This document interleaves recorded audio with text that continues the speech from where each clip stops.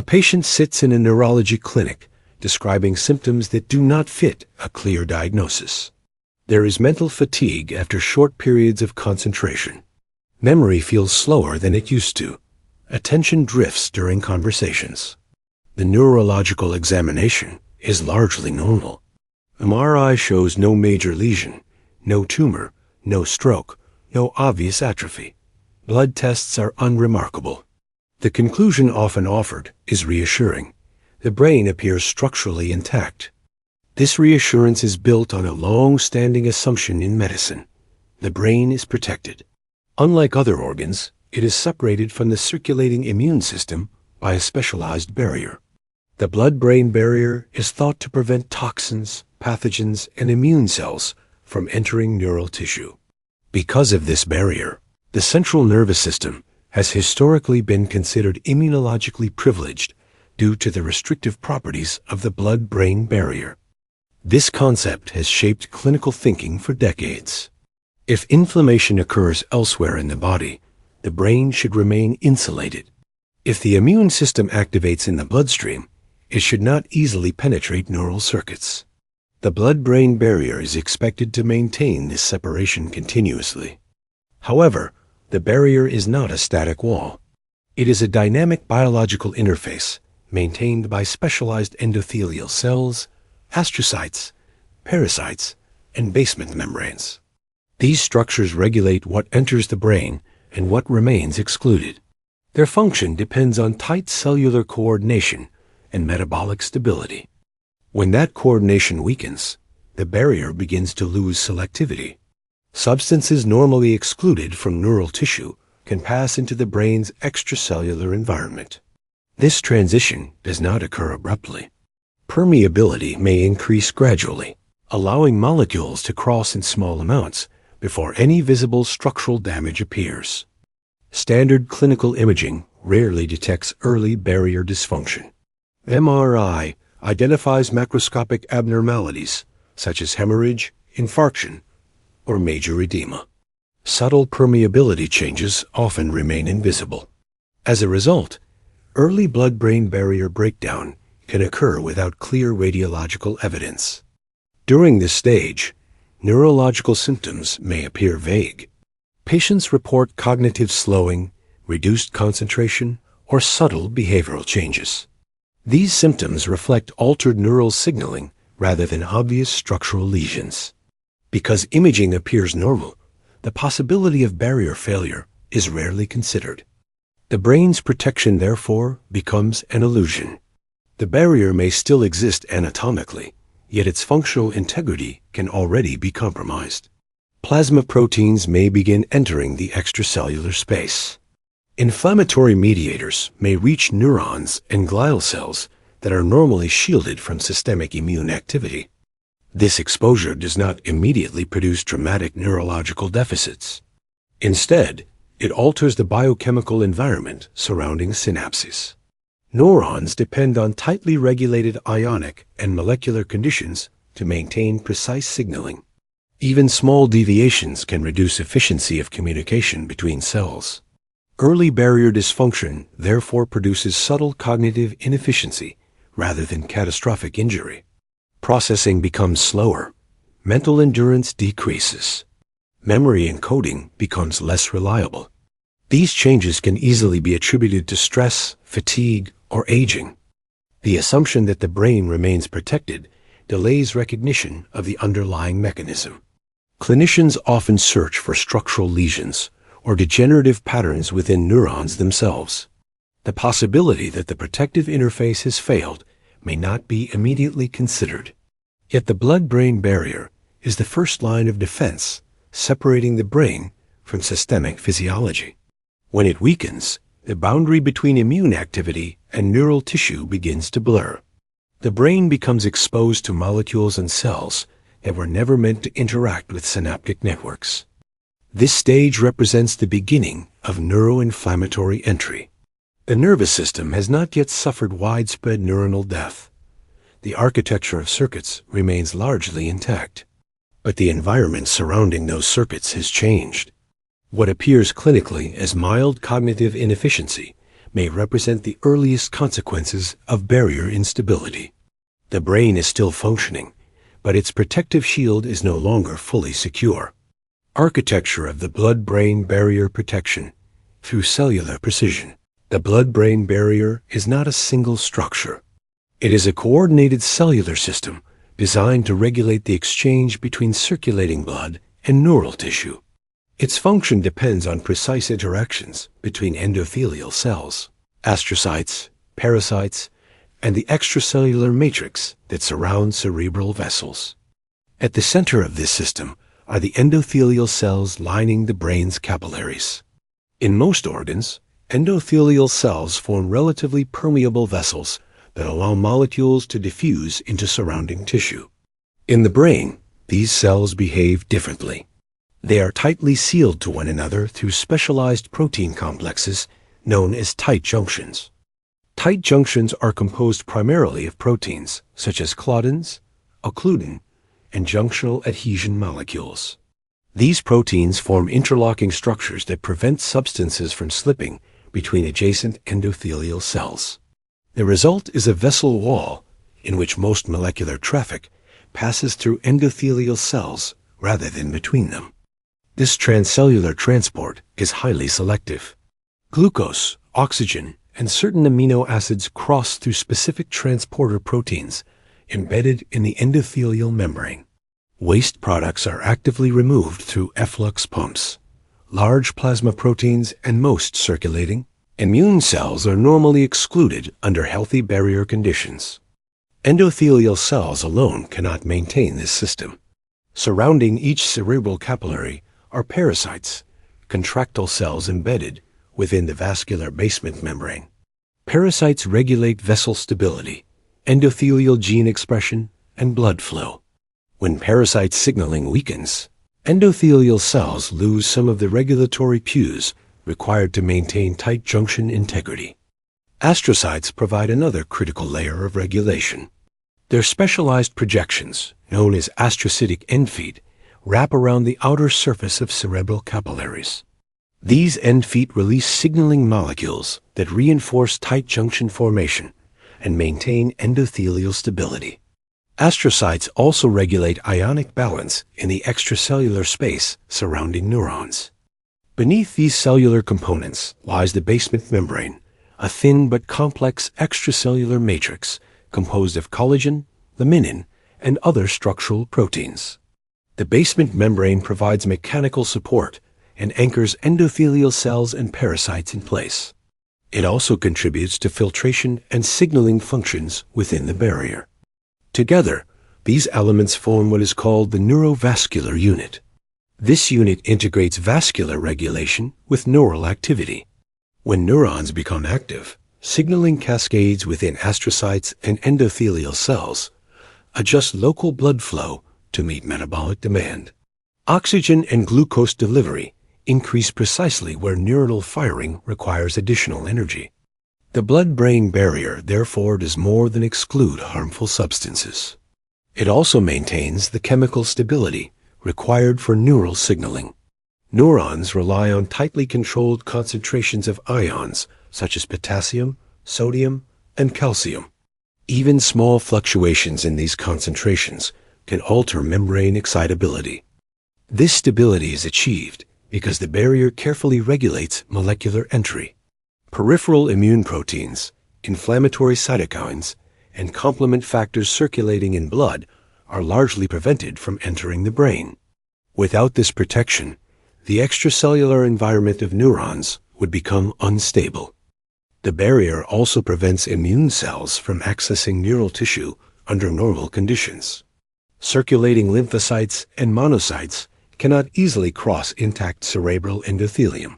This separation helps prevent unnecessary immune activation in a tissue where inflammation can disrupt synaptic signaling. Importantly, the blood-brain barrier is metabolically active. Endothelial cells continuously synthesize proteins, maintain tight junction complexes, and regulate transporter activity. These processes require energy and are sensitive to oxidative stress, metabolic disease, and vascular injury. Aging can gradually alter this architecture. Tight junction proteins may become less stable. Pericyte density may decline. Basement membrane thickness may increase.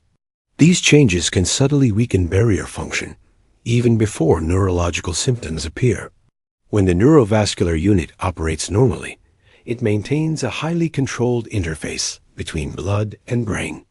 Substances essential for neuronal survival pass through specialized transporters, while potentially harmful molecules remain excluded.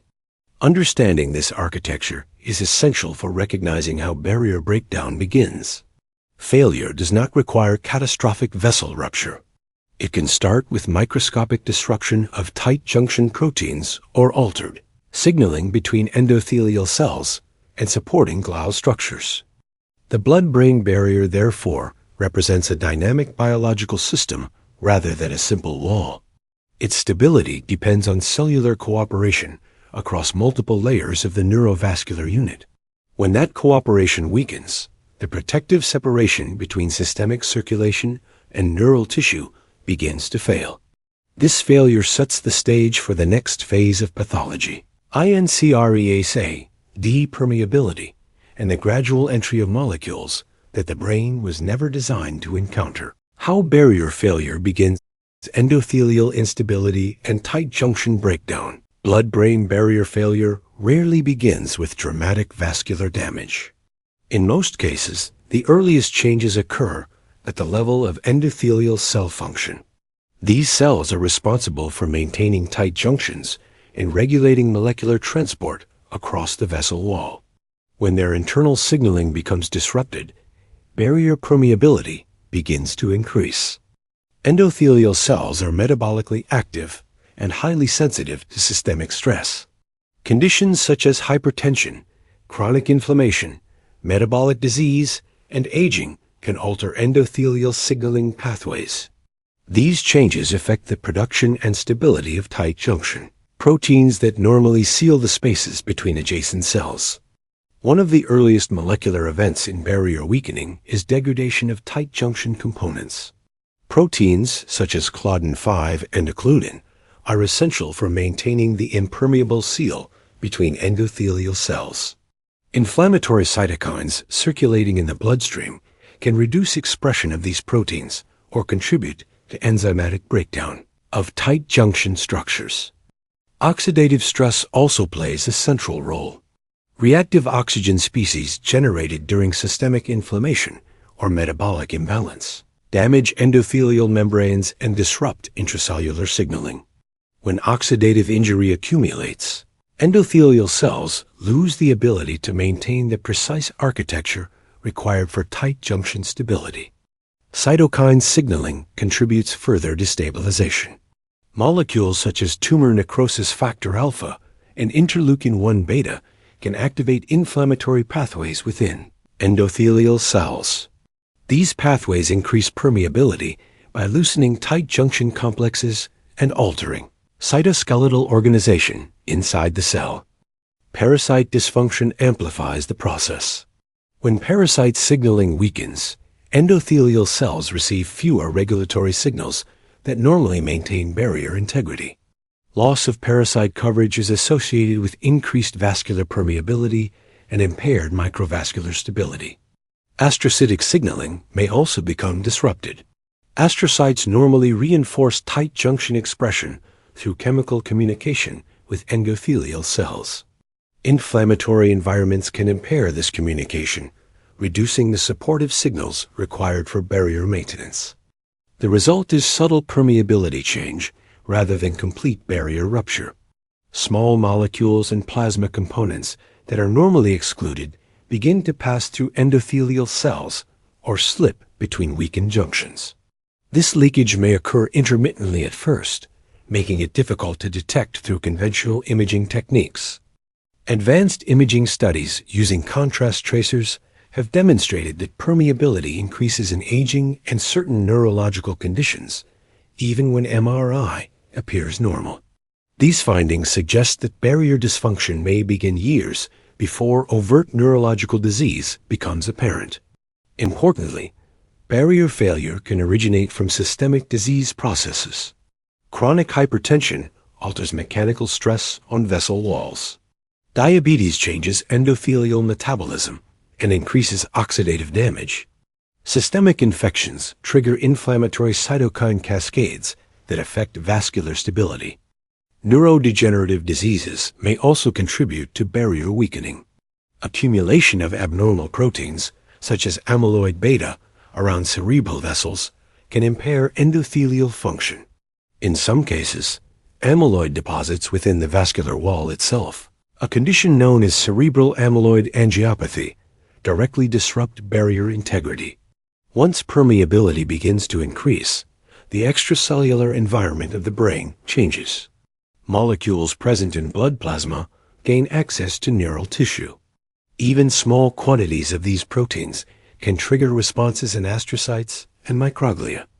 At this stage, the barrier has not fully collapsed. Neurons may still function normally. However, the protective interface that once separated systemic immune activity from neural circuits has begun to weaken. This early instability marks the beginning of neuroinflammatory entry. The brain remains structurally intact, but the environment surrounding its cells is no longer strictly controlled.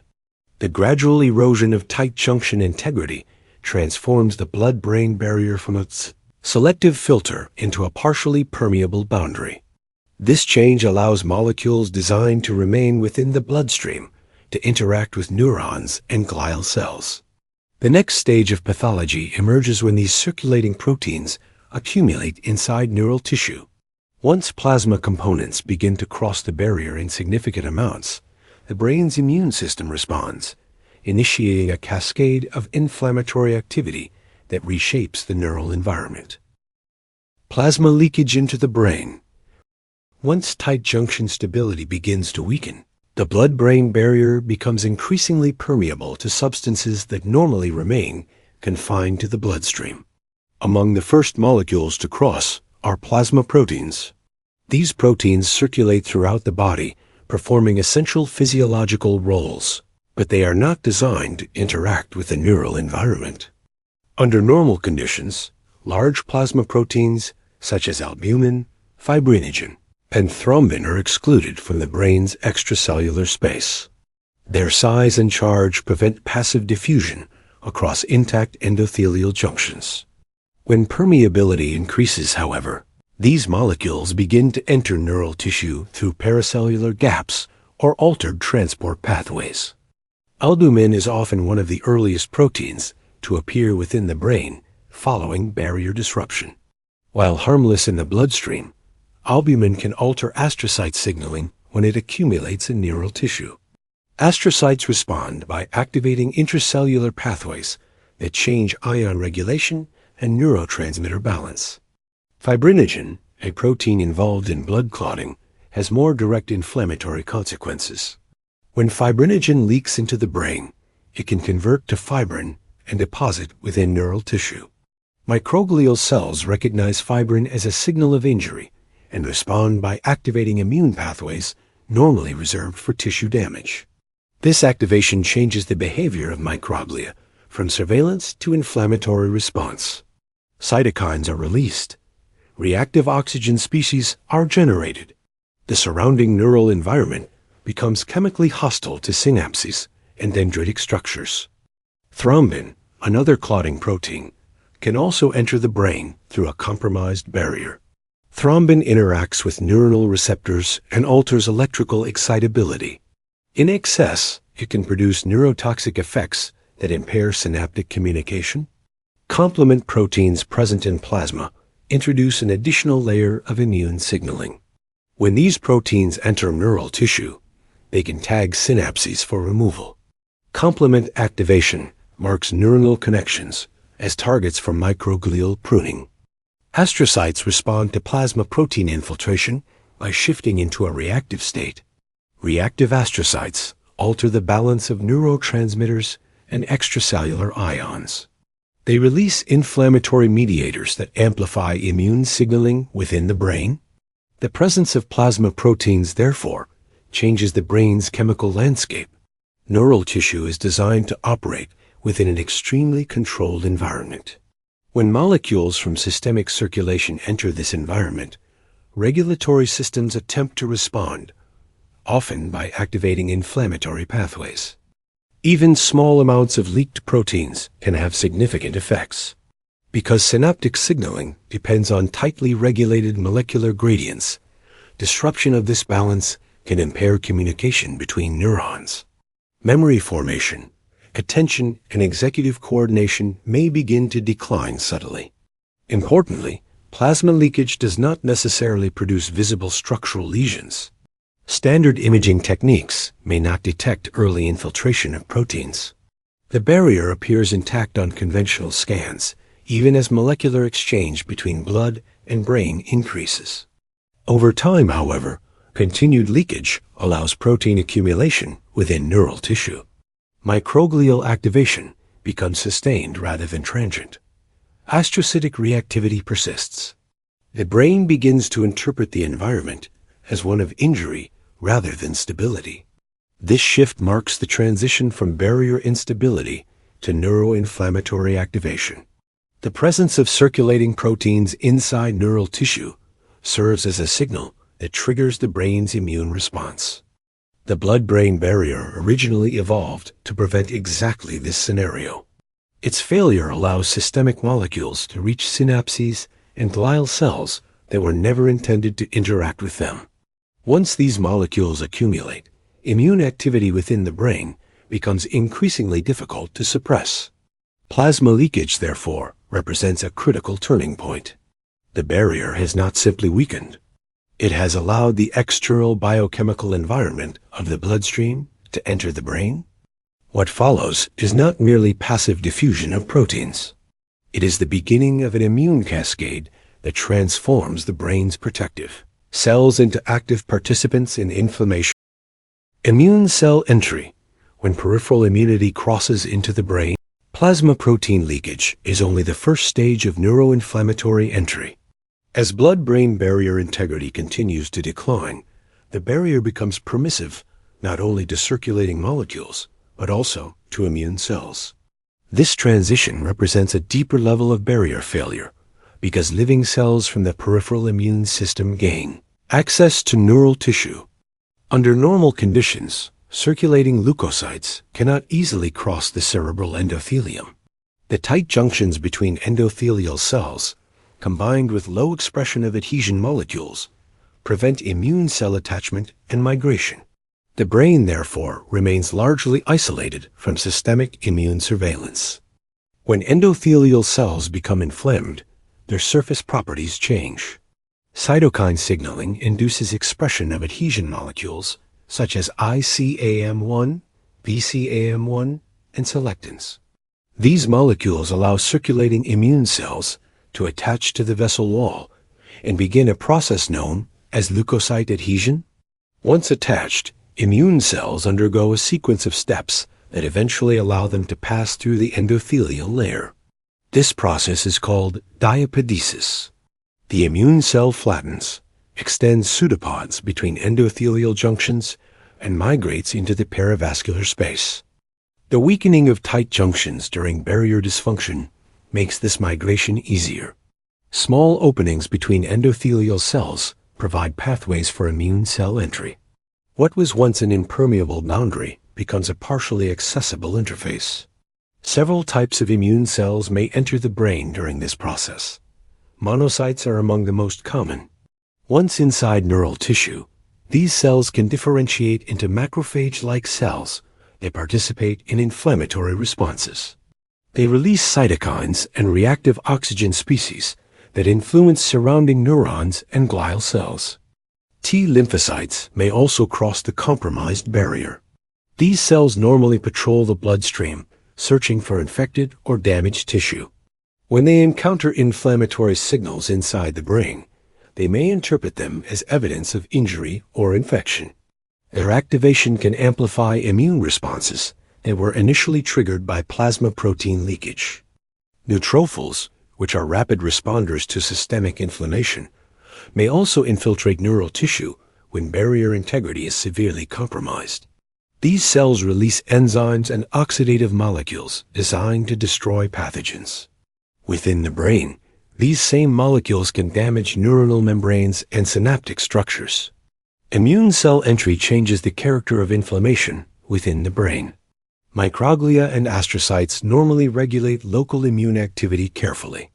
When peripheral immune cells arrive, they bring additional inflammatory mediators that intensify the response. This interaction creates a feedback loop. Activated microglia release cytokines that attract more immune cells. Newly arrived immune cells release additional signaling molecules that stimulate glial activation. The inflammatory environment becomes self-reinforcing. Importantly, the brain is not well adapted to prolonged immune cell infiltration. Unlike peripheral tissues that regenerate rapidly, neurons are highly specialized and vulnerable to inflammatory damage. Synapses can be disrupted by cytokine exposure. Axonal conduction may slow due to oxidative stress. The presence of peripheral immune cells also alters the extracellular matrix surrounding neural circuits. Proteases released by infiltrating cells can degrade structural proteins that support synaptic stability. Over time, this degradation contributes to network instability. Early in this process, neurological symptoms may still be subtle. Cognitive fatigue, slowed processing, or mild attention deficits may appear before major structural damage occurs. These changes reflect inflammatory modulation of synaptic signaling rather than widespread neuronal loss. As immune infiltration continues, however, the inflammatory cascade intensifies. Microglial activation becomes chronic. Cytokine levels rise. Reactive oxygen species accumulate. The environment surrounding neurons becomes increasingly hostile. Immune cell entry therefore represents a critical escalation in barrier failure. The blood-brain barrier no longer merely leaks molecules. It allows living components of the immune system to enter the brain. Once this occurs, inflammation within neural tissue becomes difficult to control. The protective separation between systemic immunity and the brain has been breached. Neural circuits now exist within an environment influenced directly by peripheral immune activity. This shift sets the stage for the next phase of pathology: persistent activation of the brain's resident immune cells and the transformation of protective surveillance into chronic neuroinflammation. Microglial overactivation: when the brain's immune system turns persistent, the brain contains its own immune system. Microglia are the resident immune cells of the central nervous system, responsible for monitoring the neural environment and responding to injury. Under normal conditions, microglia exist in a surveillance state. Their processes extend and retract constantly, scanning nearby synapses and extracellular space for signs of damage. In a healthy brain, this surveillance is tightly controlled. Microglia remove debris, clear dying cells, and assist in synaptic remodeling during learning. Their activity is balanced by regulatory signals from neurons and astrocytes that prevent unnecessary inflammation. When blood-brain barrier breakdown allows plasma proteins and immune cells to enter neural tissue, this balance changes. Microglia interpret these molecules as signals of injury or infection. Fibrinogen deposition, complement activation, and cytokine exposure trigger a transformation in microglial behavior. Activated microglia shift from surveillance to defense mode.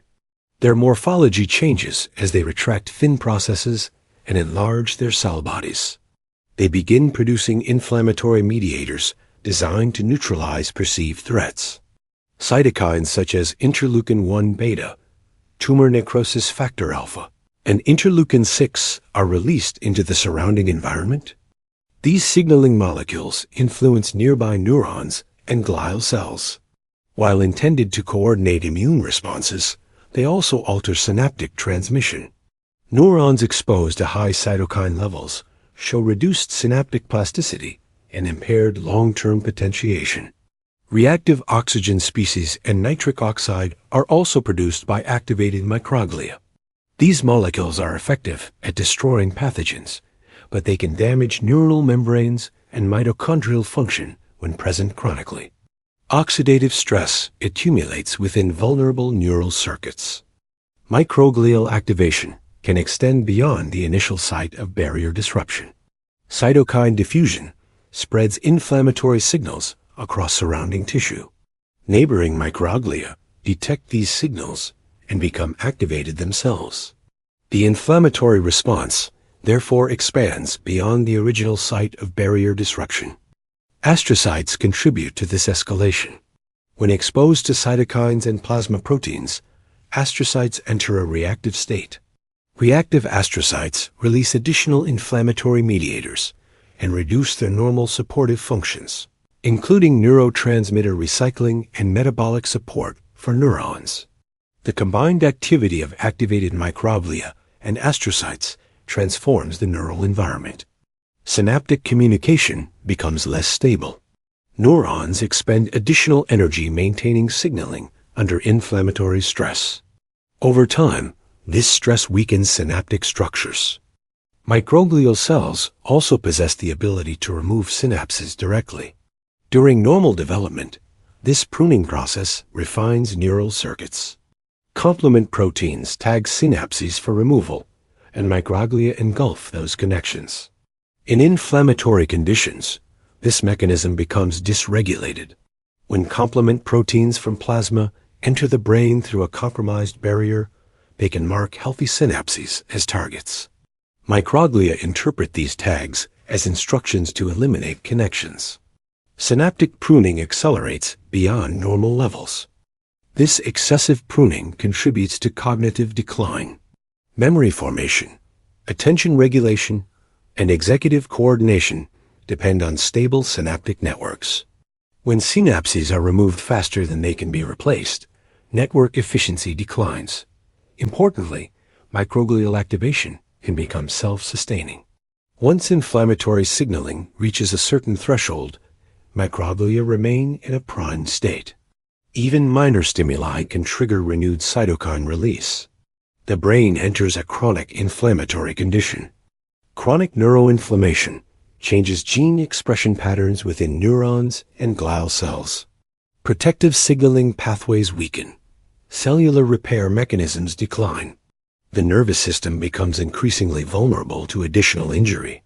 At this stage, barrier breakdown has progressed from a vascular event to a cellular cascade affecting neural circuits directly. The brain's own immune system has shifted from protective maintenance to persistent inflammatory activity. The original trigger permeability of the blood-brain barrier may still be subtle and difficult to detect clinically.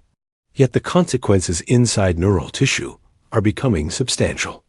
Microglial overactivation represents the moment when inflammation becomes a driver of neural dysfunction rather than a response to isolated injury. Synaptic networks now operate within a biochemical environment shaped by immune signaling. This state sets the stage for the next phase of pathology, structural damage to synapses and neural circuits that can no longer maintain stable communication under chronic inflammatory stress. Synaptic destruction, when inflammation removes neural connections. Once microglial activation becomes persistent, the consequences extend beyond chemical signaling. The structural integrity of synapses begins to deteriorate. Synapses are the contact points where neurons communicate. They are the physical foundation of memory, attention, and coordinated brain activity. Under normal conditions, synaptic pruning is tightly regulated. During development and learning, the brain removes unnecessary connections to refine neural circuits. Microglia perform much of this pruning by recognizing molecular signals that identify weak or unused synapses. Inflammatory conditions disrupt this precision. Plasma proteins and complement molecules entering the brain through a compromised blood-brain barrier can mark synapses inappropriately. Complement components such as C1q and C3 attach to synaptic membranes, labeling them for removal. Microglia detect these complement signals and respond as they would to damaged tissue. They extend cellular processes toward tagged synapses, engulf them, and degrade their components. This process is efficient and rapid, but it does not distinguish between healthy and damaged connections once complement tagging becomes excessive. The result is accelerated synaptic loss. Connections that once supported memory encoding or executive processing are eliminated. The neuron itself may remain alive, but its communication network becomes fragmented.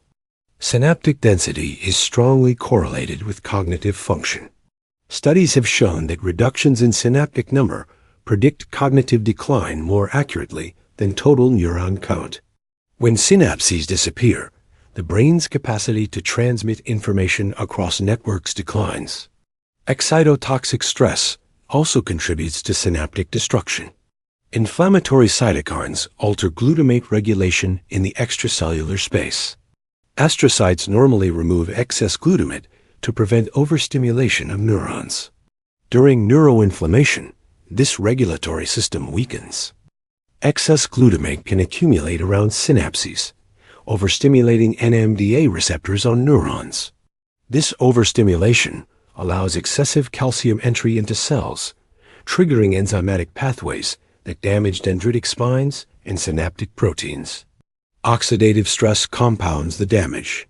Reactive oxygen species generated by activated microglia attack lipid membranes and mitochondrial structures within synaptic terminals. Energy production declines, weakening the metabolic support required for synaptic signaling. Dendritic spines, the small protrusions where synapses form, begin to retract. These structures are dynamic, but fragile. Chronic inflammatory conditions cause them to shrink or disappear. As spines retract, the physical sites of communication between neurons vanish.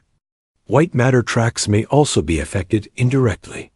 Axons transmitting signals between brain regions rely on healthy synaptic input to maintain stability.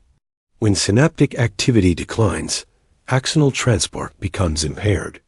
Over time, axonal degeneration may follow. The destruction of synapses does not occur evenly across the brain. Regions with high metabolic demand and dense connectivity, such as the hippocampus and frontal cortex, are particularly vulnerable. These areas support memory formation, attention, and complex decision-making. As synaptic loss accumulates, neural networks become less synchronized. Oscillatory activity between regions weakens. Information processing slows because signals must travel through fewer or less efficient pathways. Clinically, this stage produces subtle but progressive symptoms. Memory retrieval becomes less reliable. Concentration becomes difficult to sustain. Mental tasks require greater effort to complete. Importantly, these changes may still occur without obvious structural lesions on imaging. MRI scans may appear largely normal, while synaptic density continues to decline at microscopic levels. Synaptic destruction represents a turning point in barrier-related neuroinflammation. The process has moved beyond immune activation into structural alteration of neural circuits. Neurons are still present, but their connections, the architecture of communication, are disappearing. The brain remains anatomically intact, yet the networks required for coordinated function are gradually dissolving. This stage sets the conditions for broader network instability. When enough synapses are lost, entire cognitive systems begin to weaken, leading to the large-scale neural dysfunction characteristic of progressive neurological disease. Network-level damage, when barrier failure becomes circuit failure. Synaptic destruction does not remain confined to isolated regions. The brain functions through distributed networks that depend on synchronized communication between distant structures. When synapses disappear and inflammatory stress persists, these networks begin to destabilize. Neural circuits rely on precise timing of electrical signals. Oscillatory rhythms coordinate activity between the hippocampus, frontal cortex, parietal cortex, and subcortical nuclei. These rhythms allow information to move efficiently across the brain. Even small disruptions in synaptic connectivity can alter the timing of these signals. When the blood-brain barrier fails and neuroinflammation persists, the first systems affected are often those with the highest connectivity demands. The hippocampus, responsible for memory encoding, is particularly vulnerable. Its circuits require continuous synaptic plasticity to maintain new memory traces. Inflammatory cytokines impair this plasticity. Long-term potentiation weakens. Signals that once strengthened synapses now produce less stable changes. Memory encoding becomes inefficient. Experiences that should form lasting memories fade quickly because the underlying synaptic mechanisms cannot stabilize them. Frontal networks are also affected. The prefrontal cortex integrates information from multiple brain regions to coordinate attention, planning, and decision-making. These functions depend on long white matter pathways connecting frontal cortex to temporal and parietal regions. When synaptic loss occurs along these pathways, signal conduction becomes less reliable. Information arrives later or not at all. Executive processes slow. The brain compensates by increasing effort, but efficiency declines. White matter tracts themselves may experience inflammatory damage. Cytokines and oxidative stress can affect oligodendrocytes, the cells responsible for maintaining myelin. When myelin integrity weakens, electrical conduction along axons slows further. The result is network desynchronization. Brain regions that once fired together become misaligned. Oscillatory rhythms lose coherence. Tasks that require coordinated activity across multiple regions become difficult to sustain. Attention networks provide a clear example of this disruption. Maintaining focus requires synchronized activity between frontal cortex and parietal attention systems. When connectivity weakens, attention becomes unstable. Individuals may experience mental fatigue or difficulty maintaining concentration. Language and processing speed may also decline. Word retrieval depends on rapid coordination between temporal language areas and frontal speech planning regions. Network instability slows this communication, producing pauses and retrieval delays. These symptoms can appear subtle initially. The individual may function normally in routine environments, but struggle under cognitive load. Multitasking becomes difficult. Complex tasks require more time and concentration. Importantly, these changes arise from distributed network dysfunction rather than isolated neuron loss. The architecture of communication is degrading. Even when neurons remain structurally intact, the pathways linking them become unreliable. As network instability progresses, the brain requires more energy to maintain function. Compensatory activation increases metabolic demand.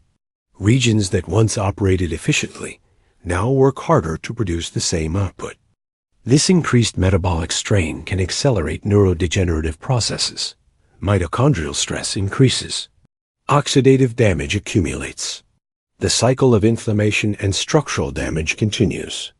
Network-level damage therefore represents the stage at which barrier breakdown becomes a systems problem.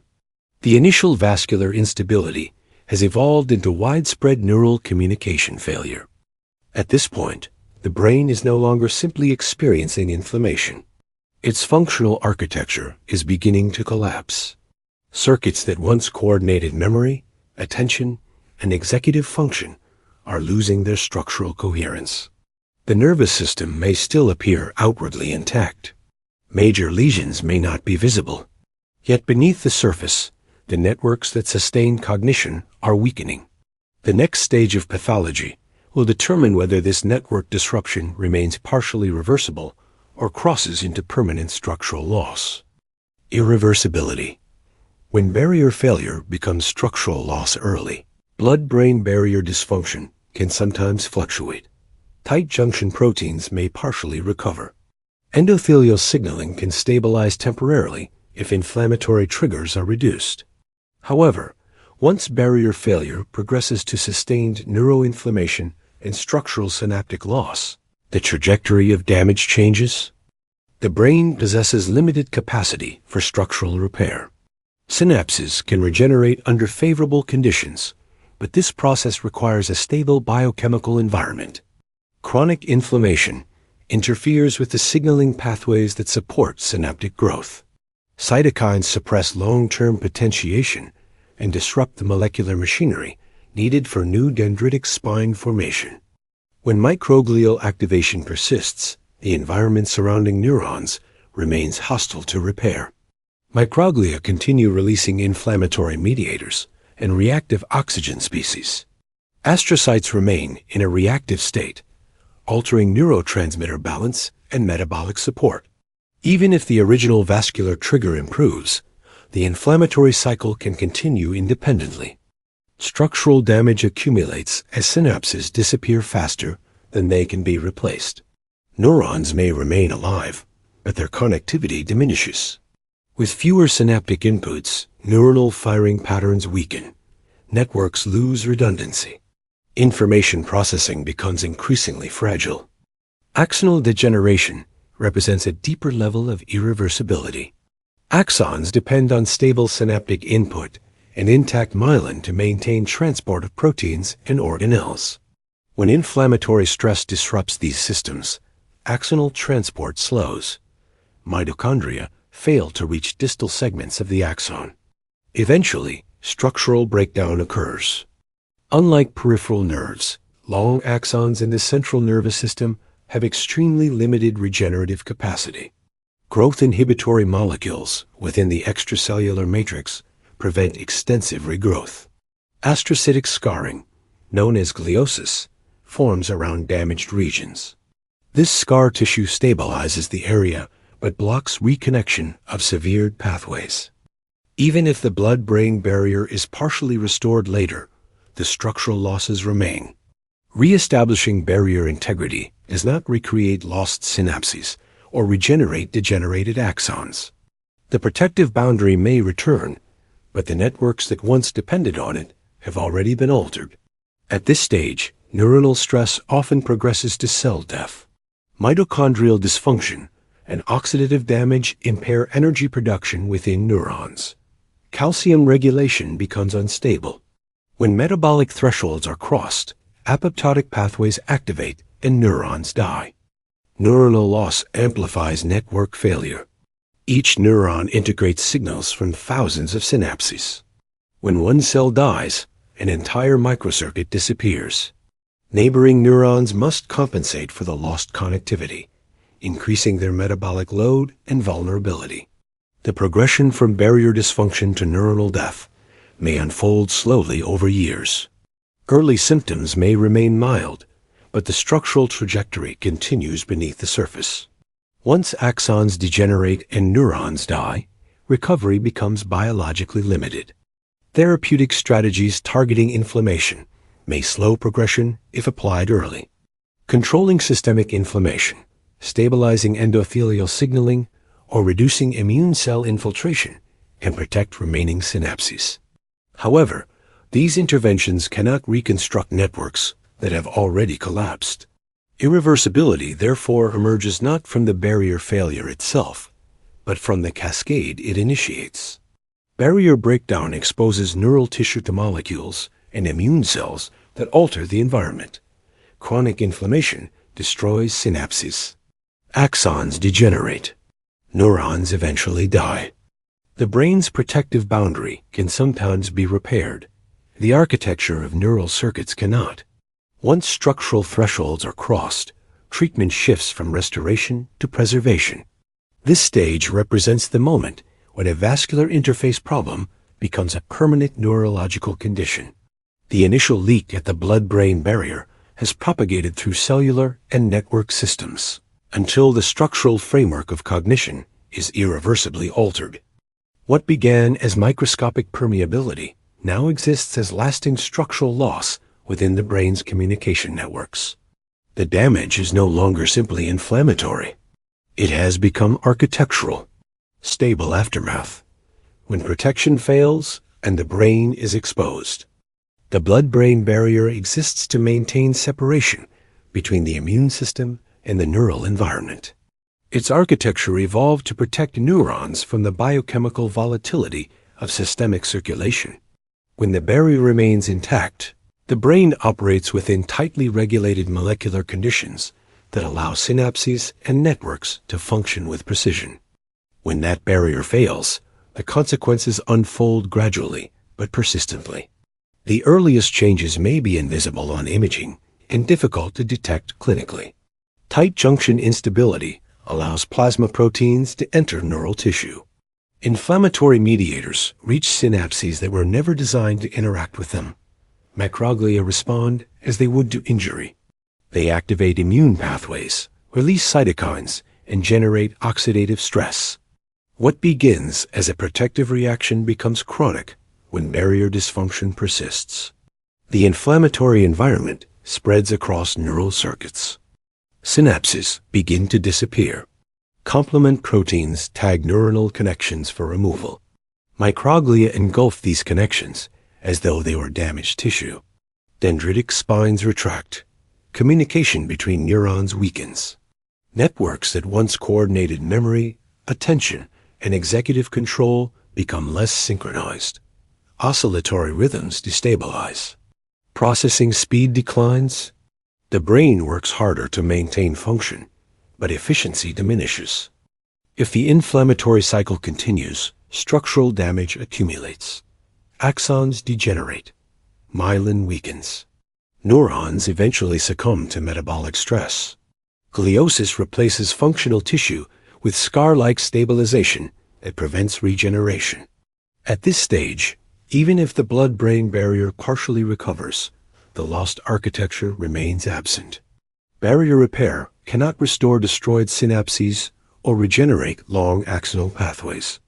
The original protective boundary may return, but the damage produced during its failure persists. The clinical picture may evolve slowly. Symptoms can remain subtle for years. Cognitive fatigue, slowed thinking, and reduced mental endurance may appear long before major neurological deficits emerge. These symptoms reflect network instability created by chronic inflammation. Barrier breakdown, therefore, represents more than a vascular abnormality. It is a gateway through which systemic immune activity enters neural tissue. Once this boundary is breached, the brain's internal environment changes fundamentally. Neurons do not fail in isolation. They depend on the stability of the extracellular space and the regulation provided by glial cells. When inflammation alters this environment, neuronal communication becomes increasingly difficult to sustain. The fear within this process lies in its invisibility. Barrier dysfunction may occur long before neurological disease becomes obvious. Imaging may appear normal, while molecular infiltration and immune activation progress. The nervous system continues to function, but under growing biochemical stress, compensation delays collapse. Networks adapt temporarily, yet the underlying inflammatory cascade continues to reshape the neural environment. The blood-brain barrier is therefore not merely a structural feature. It is the biological line separating systemic immunity from neural circuitry. When that line weakens, the brain becomes exposed to forces it was designed to exclude. This is the moment when vascular instability becomes neurological vulnerability. The barrier meant to protect the brain no longer performs its function, and the consequences unfold across synapses, circuits, and entire cognitive systems. This is pathology of fear, and this fear is real. Pathology of Fear is a medical documentary series presenting clinically documented neurologic and pathological mechanisms for educational analysis.